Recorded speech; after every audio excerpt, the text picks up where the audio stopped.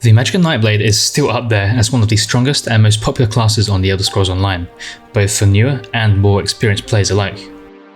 Hi, this is Liko and welcome to my Magicka Nightblade PVE Build and Rotation video for the Blackwood Chapter. Today I'm going to showcase a really strong, pretty universal PVE setup, and this will include one of the new Mythic items, the Harpooner's Wading Kilt.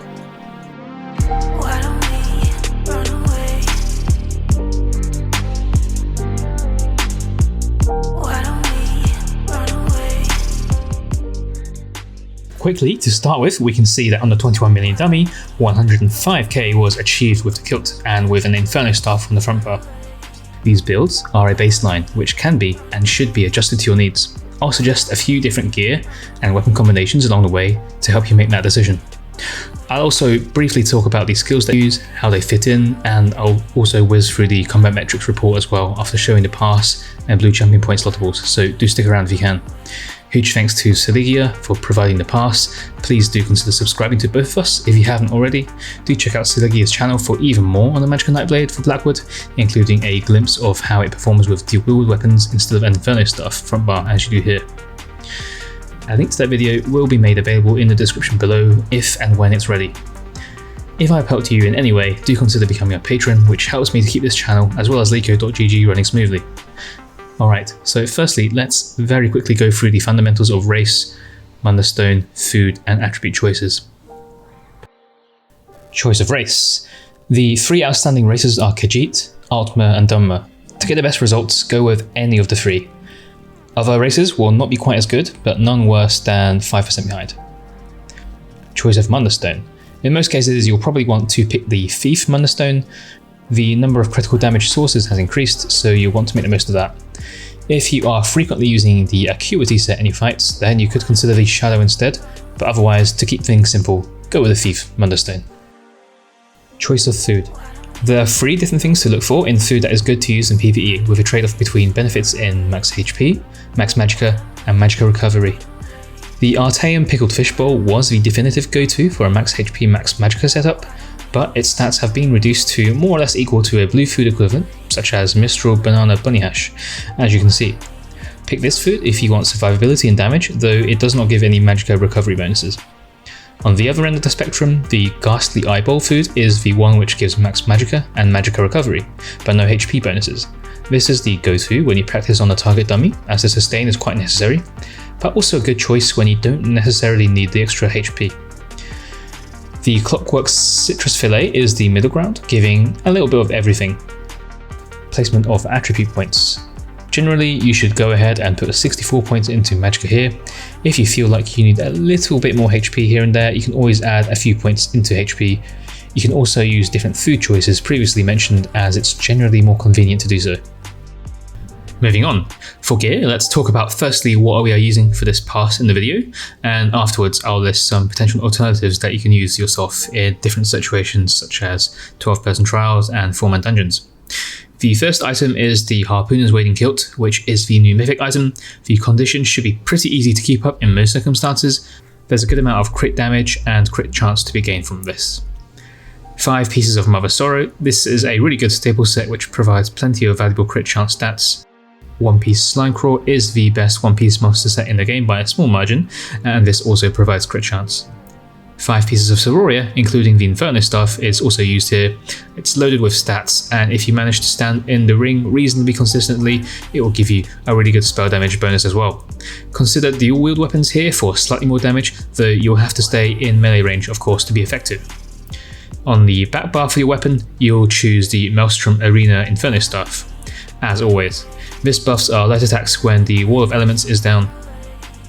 Alternatives then can include Burning Spellweave, Medusa, False God, and also 2 new sets. One is Barce's Mania, which is the Magicka set from the new Rock Road trial that you can collect, and the other is Diamond's Victory, which is a new craftable set. You can mix and match these pretty easily, though some are better on the body and some are better on the front bar. Not a huge difference either way. You can have either Zaan or Domi House, or simply 2 crit chance pieces if you cannot use the Mythic as your monster set combination. Moving on to the skills. On the front bar, we first have Impale, our execute and spammable below 25%, insanely strong. Debilitate is a single target dot which deals pretty good damage with the help of the overcharge status effect. It also provides Mind Magic Steel as a result. In the past, we've been using the other morph, Crippling Grasp, but nowadays the Debilitate morph seems to be a better choice. You can keep this dot up, but drop it when we hit execute. Elemental Weapon is our spammable above 25%. This is probably our best range spammable, but it fully depends on you being able to connect to your light attacks. So you could use Swallow Soul, Force Pulse as ranged alternatives, and if you are melee then you could also consider Concealed Weapon. Lots of choice there. Merciless Resolve is one of the signature moves of the Nightblade. If you keep the skill up and hit your light attacks, you can fire a bow proc on every 5th light attack, which deals really nice burst damage. Each active stack also gives you 2% crit damage and healing, so it's a good idea to enter execute with all 5 stacks. At this point, you do not actively cast this ability, you cast Impale instead, and if the skill drops off at this point, I believe the bonus is still active, so don't worry about casting it again. Degeneration is a cheap dot which also gives major skill passives. You can drop this in execute as well, and in many encounters you may want to consider this to be replaced by Mystic Orb instead. Incap is a really interesting and cheap ultimate which is great for single target damage. Once you cast this, you will do 20% more damage for 6 seconds to that target. Alright, so on the back bar, the Maelstrom Staff bar, we have firstly Siphoning attacks. Keep the skill up if you need to increase your sustain. It also gives a little healing, though all of this more or less requires you to hit your light attacks to get the full benefit. Bit of a theme here. Usually this skill is the first skill to go if your sustain is great and if you're not using it very much. Unstable Wall is your top priority ground AoE. Keep this up throughout the fight to benefit from stronger light attacks from the VMA staff. Next we have Twisting Path, which is a pretty strong ground AoE as well, one of the strongest in the game. Keep this up throughout your encounters too. Dark Shade is a pet ability which you can control. It lasts 20 seconds and is worth keeping up throughout the fight. If you can get a full duration out of this cast during execute, then you can keep it up as well. Otherwise, just let it cast one more time before 25%. Barbed Trap is a stamina costing ability which does a little damage and more importantly gives Minor Force. One popular option here is to use the 5-piece Medusa set which also gives Minor Force, which can free up this bar slot. Let's briefly talk a little bit more about the alternative skills that we could slot. The ultimate on your back bar could be something like Meteor or Destra ultimate like you see here, which is really handy for having a bursty opening to a fight. Mystic Orb, though not quite as good as before since it deals less damage overall, it does move more slowly though, which is generally a good thing since you're less likely to miss ticks on smaller targets. Remember though, this deals AoE damage, so often worth replacing a single target dot with this if cleave is important. Swallow Soul is a pretty good spammable if you can benefit from the self heals, great in trials where you are progressing and it reduces potential strain on your healers. It's also from the Siphoning skill line, which means you can drop Debilitate for a passive skill such as Inner Light if you want an easier rotation. Dark Cloak is also a pretty good alternative skill should you need a self heal. It's pretty bursty and also gives minor protection for a short period, which is also a nice bonus. And lastly, a shield such as Damper Magic is a great fundamental should one be necessary. So then, moving on to Parse and Rotation. Firstly, you might know that Saligia is casting a Destrum ultimate and then gear swapping the back bar ultimate into Incap. This is a pretty common practice in real raiding situations, but for the purpose of this pass, it wouldn't really make a huge difference overall. The general idea for the Magicka Nightblade rotation is to keep up your dots, use bow procs as frequently as possible, then spam Impale and execute. Making sure that you're hitting your attack weaves here is key, more so than on any other class. When you cast the Incap ultimate, it's then all about making sure that you take advantage of the bonus damage for the next 5 or 6 seconds with the direct damage, i.e. your bow procs and spammable casts. If any dots expire during this phase, then think twice about recasting them when you reach the last 2 seconds of the bonus damage phase. For example, recasting Barbed Trap during this phase isn't very useful since the damage per tick is weak and you don't get any benefit at all until 2 seconds after it arms. Similar story with the Shade and Siphoning attacks. If you'd rather not worry about Incap and burst phases and all that, then you can perform the rotation with the Destra ultimate or Meteor instead, which means you can focus more on keeping up the fundamentals. In execute, you can pretty much drop every skill except Unstable Wall and Twisting Path. If the execute phase is long enough, then you can keep up the Barbed Trap and Shade as well. Otherwise, you'll more or less want to use Impale the rest of the way. A reminder here to not recast a bow proc at this stage either, especially if you sit with max stacks, since you'll gain the bonus critical damage even if the duration expires. You might have noticed also that Saligia is bash weaving some of his skills here, which adds a little DPS, but completely optional. If bash weaving causes you to miss light attacks or to weave more slowly, then don't worry about it. There is also a static rotation that you can follow in the description below, though hopefully with dot timers coming to console, it will help you guys try out the dynamic rotation more effectively now moving forward for the first time. Anyway, let's enjoy the pass and I'll catch up with you when we've taken it down to 0%.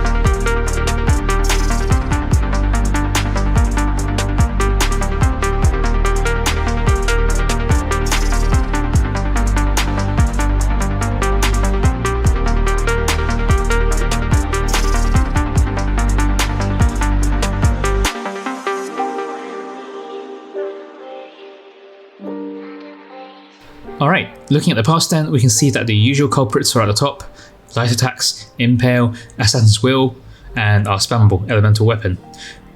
These are all direct damage sources and will all have been boosted by the new Master at Arms blue CP slottable, and together these make up 50% of our damage. Though we got extra lucky with our impale crit chance. Also worth noting here is that Debilitate gives a pretty good value per cast compared to before, when you consider that it also provides the large majority of the 1.9k DPS overcharge status effect. Hunter's Focus is the new buff to look out for if you're using the new Mythic item, and although it might look a little weird here, the uptime, you can be assured that you should be able to keep up pretty much a full 100% uptime whilst practicing, and also in a large number of real encounters as well. The blue CP slottables then are Fighting Finesse, Deadly Aim, Backstabber, and Master at Arms. These are the 4 recommended ones. Master at Arms is, as I mentioned earlier, a new addition to this CP system, which would have replaced Thaumaturge from last patch, which you can slot if Backstabber isn't working for you in particular scenarios, such as in Sunspire. Alright, so that's it from me on the Magicka Nightblade in Blackwood. If you want further inspiration, then again I do recommend you check out Saligia's Magicka Nightblade video, which is dropping, and be sure to subscribe, like and comment on the video to help me out. Consider becoming a patron or check out a further build video of mine for Blackwood, of which you can also find a lot more on Liko.gg from many other creators as well. Anyway, thanks for watching this video today. This is Liko, have a good day and I'll see you soon.